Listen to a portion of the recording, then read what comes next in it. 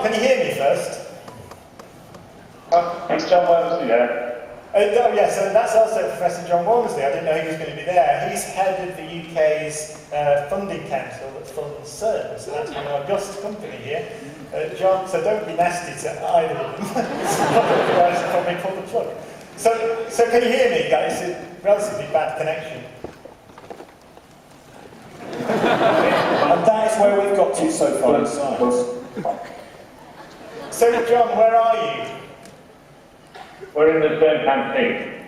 Ah. Have you got a glass of wine?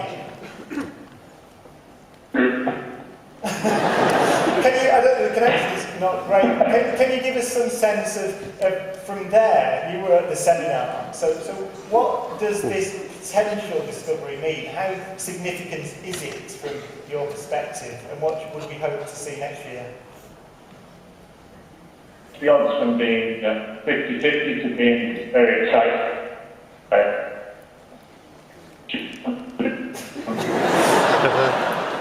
This is going to be the most enigmatic science talk you have ever heard. Do you want to try turning off your camera again, just to see if we can get more bandwidth? This is Cern, the home of the World Wide Web. Right, John.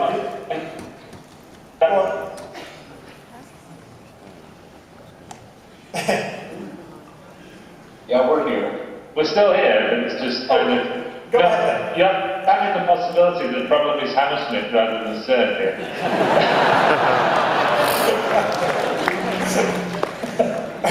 Well, go ahead then. Just give us a sense of what it's like there in the Cern canteen, which is, I know, the place where most of the work is done. That's not supposed to be funny, actually. It is where all the theoretical physics is done. So what's right now it's very quiet, and everyone's listening to us, talking to you.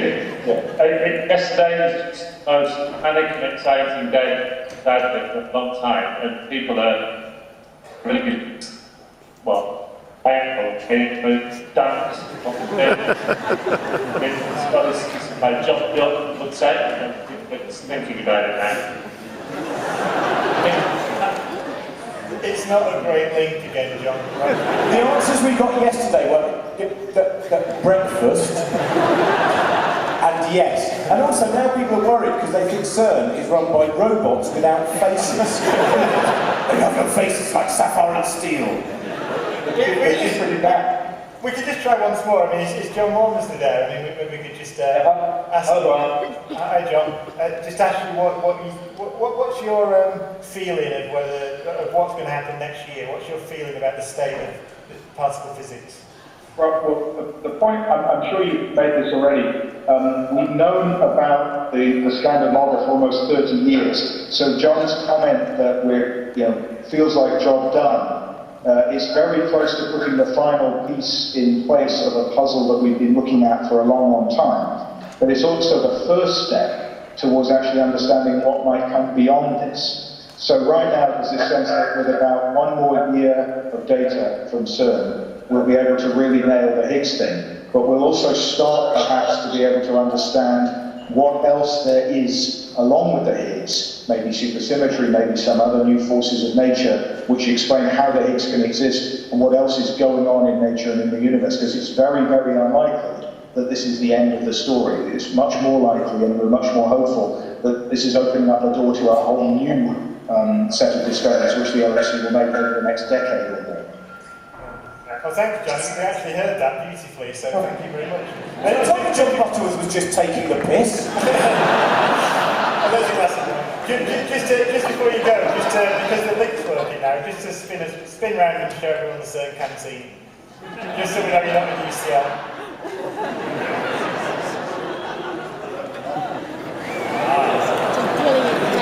I've just done that. A sighting of Bigfoot, undoubtedly.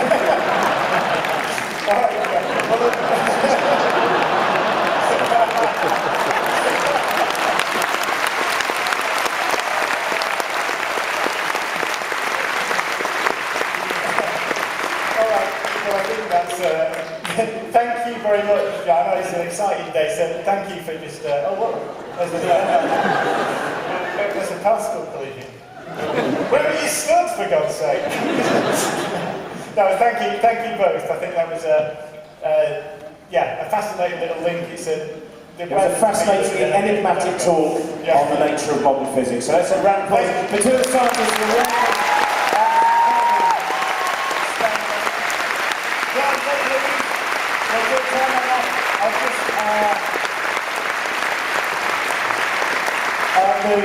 the one question that we've got here from, we've got two questions in particular. Jill Payne would like to know, do the results yesterday disprove anything?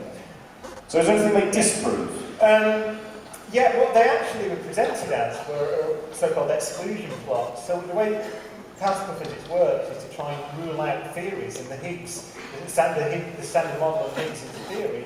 So what we did is we excluded large regions, large mass regions, if you like, of large masses for the Higgs. So the Higgs can't be now 200 times the mass of the proton, or 210, or 220, or 230. So basically, the range, the window within which the Higgs could exist, the mass it could have, was narrowed to a very narrow region between about 115 times the mass of the proton and 135 or so times the mass of the proton. The reason we couldn't exclude the rest was because there was a signal there. So it excluded a whole range of potential masses for the Higgs particle and just narrowed it down. And there's one which I particularly like. This is from Neil Bruce. Why does physics always take so long? Because that is the one we were talking about this yesterday, the wonderful thing where chemistry they go, I wonder what happens if we put that with that. Well, let's find out. Whereas physics goes, we've got this idea about a particle. What do we need to do? Well, first of all, we're going to ask Switzerland if we can have quite a lot of it. And some of France. And then we need some diggers. The thing to remember about fundamental physics or particle physics like this is that all the easy things have been discovered. And by easy, I don't necessarily mean easy, but the quarks have all been found, the electron, the muon, all these things. So you get driven to the point where you have to build a machine like the LHC, really because the interest in physics occurred, let's say, 1 billion per second after the Big Bang. So you've got to have a machine capable of recreating those conditions in order to do experiments on it and conduct randomized trials on it. So science is always all about experiments. So to do experiments on the early universe, because we can't build time machines, then you've got to recreate those conditions, and that takes, at the moment, with our current technology, 27 kilometres of magnets. So that's what we do. Well, there we go. Hopefully now you know a little bit more about what exactly going on at the moment. Ladies and gentlemen, perhaps not for the final time. Let's have a round of applause for Professor Brian Cox.